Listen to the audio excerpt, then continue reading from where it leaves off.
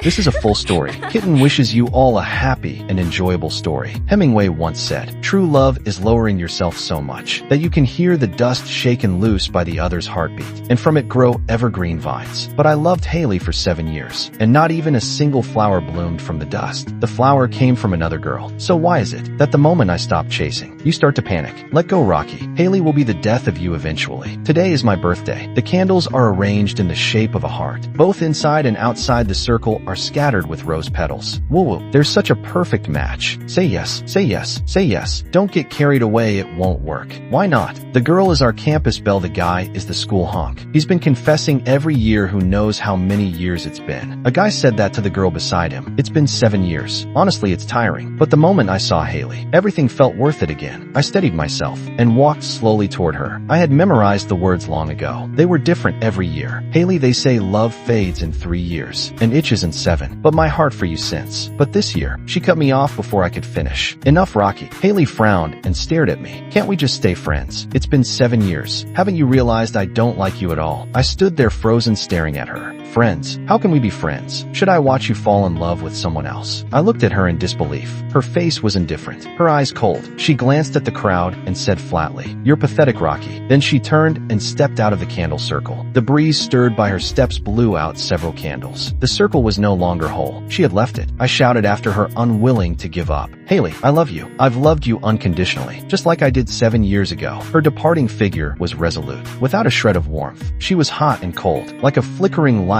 in the dark, like the wavering candlelight on the ground. I looked around at the whispering crowd and smiled bitterly. I murmured in a voice barely audible, "Never again." Peter came over holding a bouquet of flowers and patted my shoulder. "Rocky, let's go. Jack and William already got us a table. It's your birthday today, let's drink a few." Peter, the playboy, the head of our dorm, mysterious background, rich and cynical, my half-brother in everything but blood. I forced a small smile. Those two jerks knew I'd failed, didn't they? I turned back to the rose petals and candles on the ground.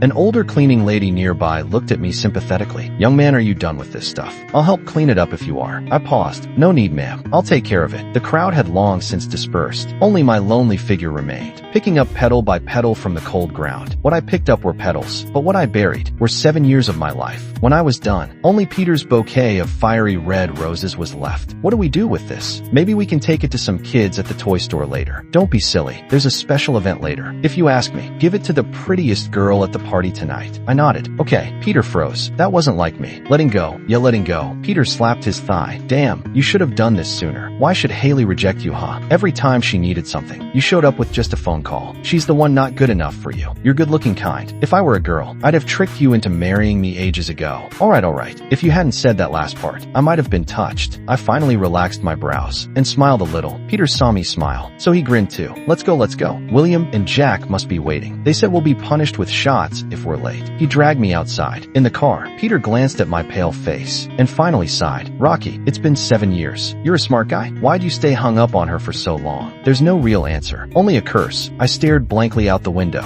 at the sea of people and lights. A silent tear fell in the dark. I looked at Haley's profile on Facebook, opened our chat, and removed it from the top. It felt like it took all my strength. That relief hid an unspeakable sorrow. I'm not chasing anymore. Who said only girls have youth? Don't boys have it too? Is it worth nothing? I gave a bitter smile. How many 7 years does one have in life? Back to us, boys. The four of us walked out of the food truck area, chattering away. Peter, Jack, and William never once mentioned what happened today. Then Jack suddenly shouted that he wanted to go to a nightclub to sing. William chimed in. "What's the point of singing?" I saw through them, but said nothing. If those three hadn't planned this in advance. I'm not Rocky. While waiting for a ride, Peter nudged me with his eyes. I followed his gaze. Near the food trucks, there was a row of street vendors selling fruit and snacks. But that wasn't the focus. Among them was a fruit seller, a girl dressed plainly. Her bangs were long, and her head lowered, so I couldn't see her face clearly. But her curvy figure and the youthful aura she exuded told me she was still quite young. Peter slung an arm around us, smirking. "Guess if she's pretty. I bet she is. 1 year tops." William teased. "If you keep losing bets, your future kids will be calling us grandpa." Peter scoffed. "Nonsense. When it comes to women, I never lose." He added, 7 out of 10 tops. There's no way a girl has big boobs, a small waist, long legs, and a super pretty face." William said without thinking. Haley does, doesn't she? The moment he said it, he regretted it. He glanced at me. Get lost. Go find another Haley if you can. Peter gave William a fierce glare too. William got the message and wisely stayed quiet. The girl's stall was busy. Her fruits were much cheaper than others. Just then, an older woman shouted at the girl, "Hey, what's your problem? Is this your first day? Don't you know this is my spot?" The girl looked frightened, stood up quickly, and tried to explain. "I'm sorry, I didn't know." She bit her lip, trying to say something, but could only repeat an apology. The older woman kept yelling, even gave her a shove. The girl stumbled, falling backwards. Her hands scraped against the rough asphalt. The woman knocked over several of the girl's fruits. The girl, despite her injured hands, ignored the pain and crouched down to pick them up one by one. Jack and William frowned. "We come here all the time, and we've never seen that woman use this spot, but we've seen that girl here a few times." I saw the girl bending down, picking up the fruits one by one, pausing now and then to gently wipe each one clean. I frowned, stepped forward to help her pick them up. Peter and the other two looked at each other, then joined me in silence. The girl stared blankly at the fruit I handed her. She lifted her head and looked at me. I had no idea what she was thinking or what she saw in me. I forced a slight smile and asked, "Are you alright?" The auntie nearby suddenly sneered. "What a little seductress. So sweet and pitiful, huh?" Her voice irritated me. I turned sharply and glared at her. She realized I wasn't so easy to bully, quickly backed away to her cart, still muttering under her breath. "Some people are like that. Tough on the weak. Weak against the tough. How much for the rest of the fruit?" "I'll take them all." The girl said nothing, still stared at me in that dazed way. If I hadn't heard her speak earlier, I might have thought she was mute. I frowned, weighed the remaining fruit myself, scanned her payment code, and transferred the money. Just as I finished, a soft voice came from her. "Wait a minute." I turned and looked at her. "What's wrong?" "Some of them are spoiled." She pointed at a few of the fruits in the bag. "Oh, it's fine. We've got a rabbit in our dorm. He can eat them." Through the strands of her hair, I saw her eyes widen. "But rabbits can't eat too much fruit." I froze. Maybe she wasn't all there. "It's okay if the rabbit can't finish them. My roommates will." Peter and the others joked. "What does that mean?" I noticed the girl's clenched hands trembling slightly. I lowered my voice. "You should go buy some medicine. For your hand. It might get infected otherwise." She nodded, just about to speak. I glanced back at Peter. He got the message and slipped away to make a call. Minutes later, city enforcement arrived, only targeting the auntie's stall. They even confiscated her illegal cart. How I longed to ask once more, "Will you wait, or will you leave?" My phone rang. I glanced at the screen, and my heart trembled. "Haley." I stayed silent, letting the music play, not answering. Just before the song ended, right before the call would be missed, I pressed decline, hung up. Relief washed over me. I did it. How dare he hang up on me? On the other side, Haley tapped angrily at her phone, her manicured fingers trembling. Mary and the others sat around, watching the still undeniably beautiful girl, with mixed feelings. She was so beautiful, none of them could even raise a complaint. But Haley forgot how many times she had hung up on me, just because she was upset. Mary couldn't hold back, and spoke up softly. "Haley, you still have time to regret this. What guy can be like Rocky? He looks good, he's kind, and he's so devoted. He sent you good morning and good night texts every day for 7 years straight. Who else could do that? Your thesis, your daily needs, your life. There's not a part of you Rocky hasn't quietly taken care of. Even when we weren't getting along, he still helped smooth things over, and included us when he brought breakfast for you. I know Rocky is great, but I still believe no one other than your parents will love you so unconditionally without asking anything in return. You may never meet someone like him again. This time, you might really have lost him for good. There was one more thing. You can't live without him." But Mary didn't say it aloud. Everyone has their limits, even the kindest ones. Just when they thought Haley had figured it out, changed out of her pajamas and left the dorm. She returned a moment later, her cheeks puffed in anger. "Why should I chase after someone who hangs up on me? I know him. Let's see how long it takes before he comes crawling back. When he does, I'll ignore him on purpose." Mary opened her mouth, then closed it again. 15 minutes later. "Welcome home, Peter." I gave a bitter smile. A bar. Sure, I understood. But those 3 fools were each surrounded by 2 girls. I was the only one, with a girl on either side I didn't even know. Peter leaned over. "Don't worry, Rocky. These girls are legit. Nice girls. If you like any of them, go for it. I already talked to them for you." "Thanks a lot." I brushed off Peter's hand from my shoulder, sighed deeply. Forget it. I needed some air. Jack wanted to stop me, but Peter held him back. "Let him go. Some things you don't get over just by saying so." It wasn't 7 months or 7 days. It was 7 years, from a boy's first feelings to his coming of age. I looked at the thinning crowd, the clear clear night sky. Even stars and clouds were visible. I walked in a random direction, memories flashing like a reel in my mind, murmuring to myself. The first time I met Haley, back at home, I thought she was like a proud little princess. Later, her parents divorced. She stayed with her dad, Uncle Bame. Her mom buried herself in work. That day, Uncle Bame came home with a woman and a new little sister, told Haley to call the woman Mom. They came back from Disneyland, though Haley had been there before. This time, her dad brought back no gifts for her. She cried her heart out that day. I gave her a toy, spent a long time comforting her. That was the first time I tasted the feeling of love. I thought liking someone meant you should marry her someday. I always told her, I'll marry you when we grow up. She probably forgot all that long ago. I whispered, smiling on the outside, crying inside. By the time I reached a bench by the river, I could no longer hold it in, covered my face, and broke down in sobs. I'm really sorry for loving you so long. I almost believed you were mine. Tears flowed endlessly through my fingers. Snot and saliva mixed together. I cried for a long time. When I checked my phone, it was already late at night. Looking up, I noticed a swing in the park across from me, still swaying gently. It had been moving the whole time. Who would be playing on a swing this late? I walked over and realized it was the same swing I used to love before I moved away. Wait, is that her? Why are you still out so late? The girl was startled by the sudden voice. It was only then that I noticed her clothes didn't quite fit. They were outdated and loose. She wore a plain white t-shirt, revealing arms as smooth as porcelain and a neck as delicate as fine jade. Her jeans were simple, but they perfectly outlined her flawless figure. Snap. Rocky, being mesmerized by appearances will only hurt you. The girl was visibly flustered, struggling to speak for a long time before finally whispering, I like it here. She didn't say it, but I could guess she often came here to swing when she felt sad. Before I knew it, I found myself gently brushing aside the long bangs over her forehead. I froze. She froze too. I had never seen a girl whose beauty could rival Haley's. Peter, when are you giving me a beautiful granddaughter? The girl bit her lip, her eyes red. Can you please stop looking? It should have been something, she said confidently, but in her voice, it came out as a plea. Oh, sorry. Embarrassed. I turned my head away quickly. Rocky, how shameless can you be? Trying to change the topic, I asked. So why are you still here this late? She didn't answer. Her father was always traveling, and her mother buried in work. Other kids often bullied her, calling her fatherless, and not letting her play here. Only one boy on the swing stood up for her, like a prince from a storybook. He drove those kids off with a few punches, and gave her his swing. But later her mother passed away unexpectedly. Soon after, her father fell gravely ill, and the boy never showed up again. Even though the park had been renovated many times, the swing remained. So whenever she was sad, she would come here to swing. She went quiet again. I assumed my sudden intrusion had disturbed her. I grabbed her hand. I frowned. In a slightly scolding tone, I asked, why didn't you get medicine? Didn't I tell you to apply some? Her voice was soft, almost inaudible. It's expensive. Medicine is expensive. All this fuss over medicine. 10-20 yuan at most. Using the tone I used when picking fights as a kid, I said, you wait here. Don't leave. She was stunned once again. About 10 minutes later, I came back. Huff, huff.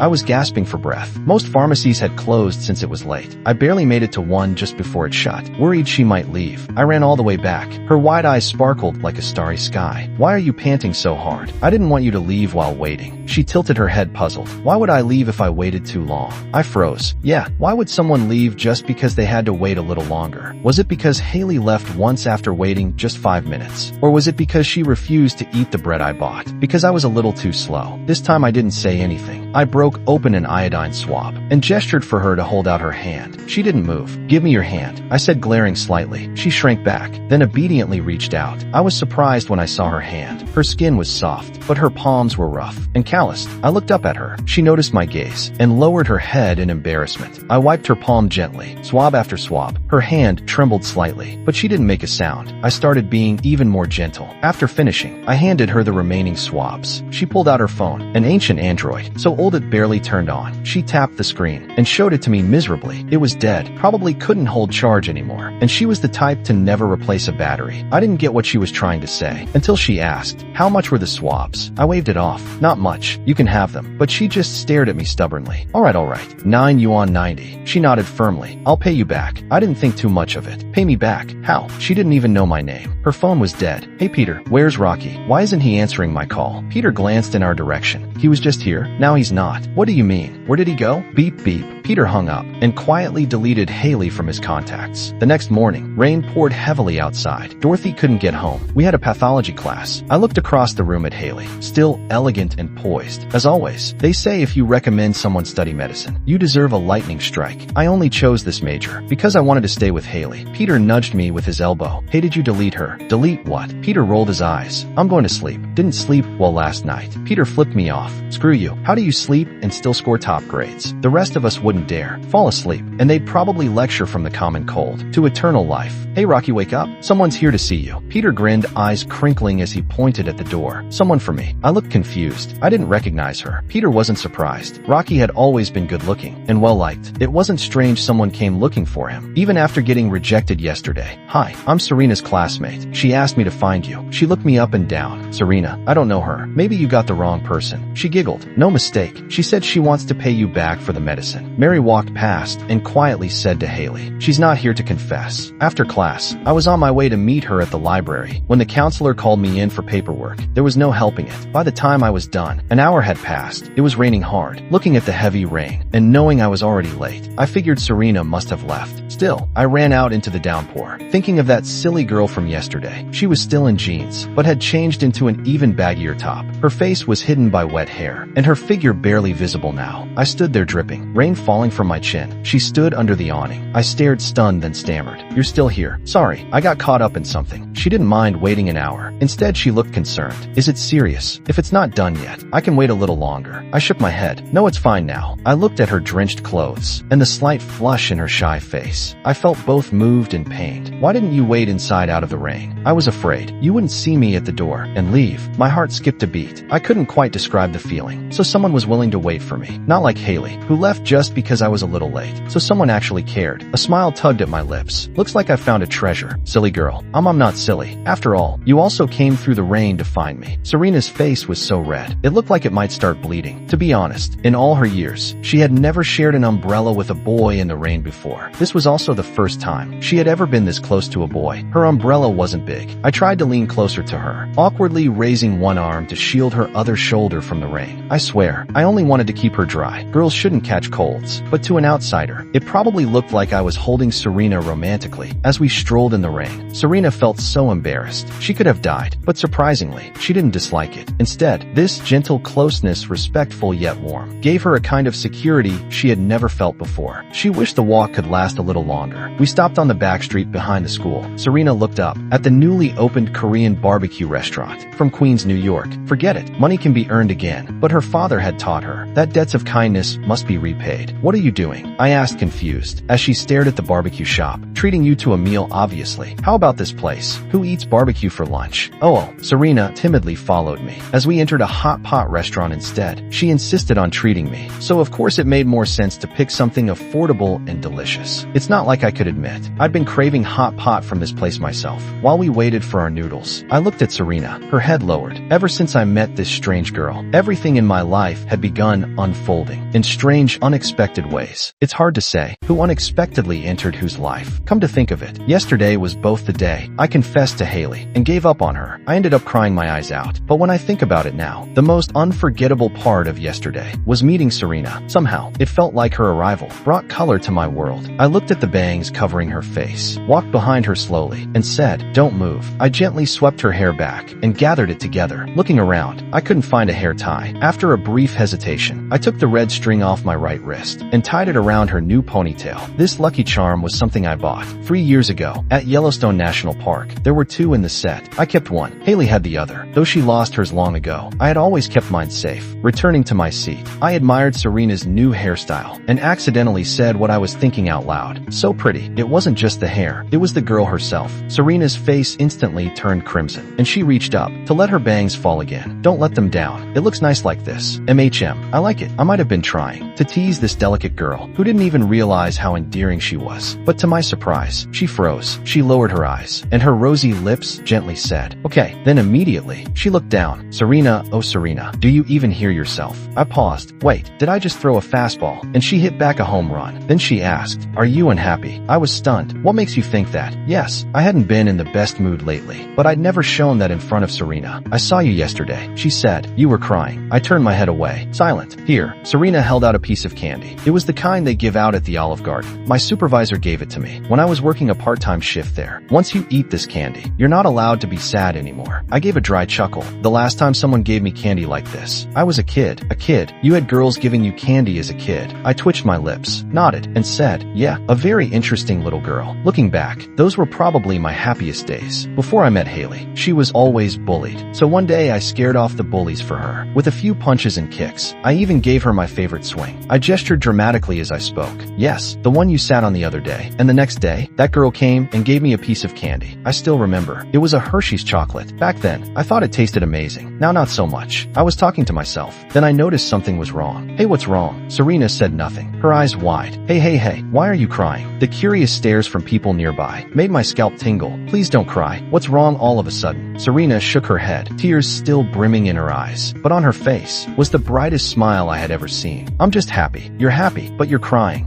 I couldn't help it. While I scrambled to calm her down, Mary returned to the dorm after lunch. She walked in and found Haley sitting on her bed, hugging her knees, eyes red. "Haley, what's wrong?" "Mary, was I really that bad to Rocky?" Mary froze. "Why do you ask all of a sudden? Just answer me. Was I really that bad to him?" Mary hesitated, then nodded. "Not exactly bad, but you do owe him." Haley burst into tears. "Today I found out my favorite cream puffs and boneless chicken feet come from opposite ends of campus, but Rocky always got them for me, running back and forth. I learned today how hard pathology papers are to write. He used to write them for me, and I even scolded him for being slow. How much must that have hurt?" Today I realized how long the cafeteria line is, and how far the mailroom really is. Now I see how much he did for me silently. And Mary gently stroked Haley's cheek. "This must be what they call beauty in tears. Even like this, she still looked heartbreakingly lovely." "You still have time," Mary said. "In class today, Rocky glanced at you several times. That means you still matter to him. While he hasn't fallen for someone else yet, you still have a chance. If the flower can be picked, pick it now. Don't wait until it's gone, and all you're left holding is an empty branch." That day, Haley posted on Instagram, "Please don't let losing you be the lesson that teaches me to cherish you." But though her phone buzzed all day, the message she wanted never came. That night, Haley cried into her pillow before falling asleep. For the past 10 days, I'd been spending time helping Serena with her part-time jobs. We were just friends, watching movies, eating together, shopping. All normal, right? Of course, I hadn't replied to a single message from Haley. At 7 a.m., Peter and the other two woke me up. Ugh, being woken up by guys. Gross. They smirked and said, "Someone was waiting for me downstairs." Who the heck would show up this early? Must be crazy. But when I got downstairs, I froze. No, I'm the crazy one. I had dreamed a girl would show up early in the morning for me. Serena stood gracefully outside the dorm, holding a lunchbox. Today, Serena had tied her hair up into a high ponytail, breaking from her usual style. Her stunning beauty turned heads nonstop. One guy even tried to ask for her number, leaving Serena flustered. "Hey, where'd this stray dog come from?" "That's my melon." "Excuse me, she's with me." The guy awkwardly walked away. Serena handed me the lunchbox, her head lowered, cheeks flushed all the way to her ears. I thought about it. Takeout isn't healthy, so I made this myself. Can someone tell me what kind of sleeping position I used last night to make a dream like this come true? Afraid I might reject her, Serena added. "Didn't you say we're friends? It's totally normal for friends to bring each other breakfast, right?" Serena had no classes today because of her job. I ran back upstairs to change clothes. Of course, those three idiots couldn't stop teasing me the whole time. But when I came back down, I froze again. Haley was there. Denim shorts, a cropped t-shirt, hair down for once. Her long black hair cascaded over her chest like a waterfall, accentuating every curve. I ignored her, walked to Serena, and said calmly, "I'm ready. Let's go. I'll keep you company at work today." "Rocky, stop right there." I sighed quietly. "Some things, no matter how hard you try to avoid them, will still come. This is what you call love. Didn't you already reject me the other day? If so, then who I'm with now should be my choice, shouldn't it? What right do you have to question me?" Haley came today to apologize, but when the words left her mouth, they became accusations. accusations. She paused for a moment, confused how I could feel so distant. In just a few days, you weren't like this before.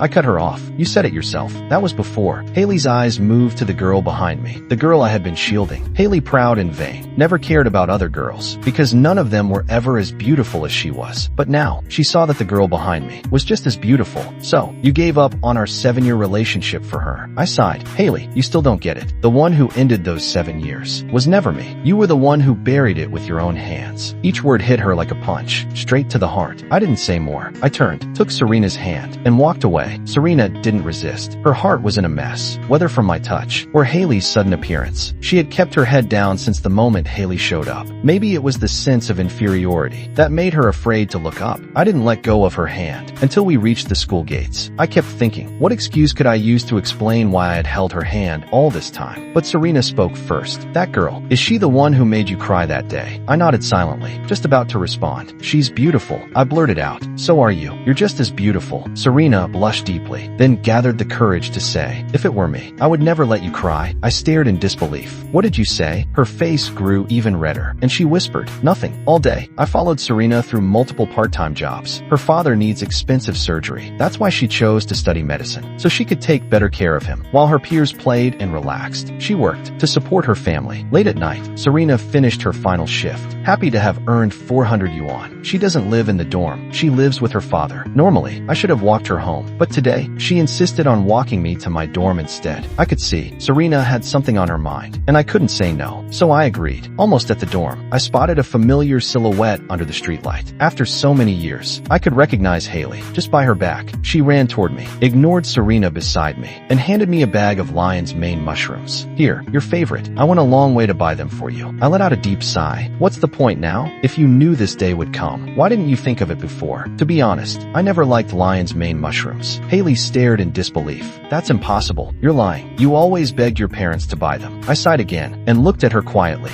Think carefully. Who always ate the most of the mushrooms I bought? Let it go? Haley, let us both move on. With dignity, tears streamed down Haley's face, no longer held back. I don't want to. I don't want to. I don't want to. I want you back. I want the Rocky who loved me so deeply. I want you back. I'm begging you. I'm sorry. I know I was wrong. I'm sorry. Her sobbing shook me, but to steady myself, I held Serena's hand even tighter. This foolish tender girl. She's the one I need to be responsible for now. I can't barge into her life, then disappear like I was never there. To her, aside from her father, maybe I'm the only one she has left. Suddenly, Haley stepped forward and grabbed Serena's other hand. I'm begging you. Please give Rocky back to me. Please, give me back his love. Please. She tore away the last of her dignity, just like I once did. But, if you couldn't promise forever, why didn't you let us end peacefully? I can promise forever, but I don't need it anymore. Live your life well. I held Serena's hand, and we walked toward the dorm. Just as we reached it, Serena tugged gently at my hand. In a small voice, she said, can we walk a little longer? I don't want to say goodbye just yet. I was stunned for a moment. Okay. We walked in circles, around the school track, again and again. Are you unhappy? Serena, she shook her head. No, I'm just thinking. These last few weeks have been the happiest time of my life. I was wondering, is it really true that liars have to swallow 1,000 needles? Why do you ask? Serena blinked her bright eyes. Why me? I froze, caught off guard. You're not anyone's replacement. You're you. Always you. I steadied myself and continued. Do you remember the candy you gave me? This time, Serena was the one who froze. She didn't know if I meant the candy from this year, or the one from long ago. I wasn't supposed to know. Even if your life is filled with bitterness, I want to be that candy you gave me, to sweeten all your days to come. Serena stared at me, and suddenly, began to cry. She's always been strong, rarely shedding tears, but since she met me, she'd already cried several times. Seeing her cry, I panicked again. I thought I'd said something wrong. I'm sorry. Serena said it first. I'm sorry. I'm going to break my promise. I can't just be your friend. I don't want to be your friend. I don't want to only be your friend. I want to spend my life with you. The brave eat the candy first, and this was the bravest Serena had ever been. I looked at her, quietly, then smiled. Okay, we kept walking, under the night sky, and the moonlight, and she was the third kind of beauty, beyond all words. The end. If you like Kitten's story, please follow and like it. Updated every morning at 9 a.m.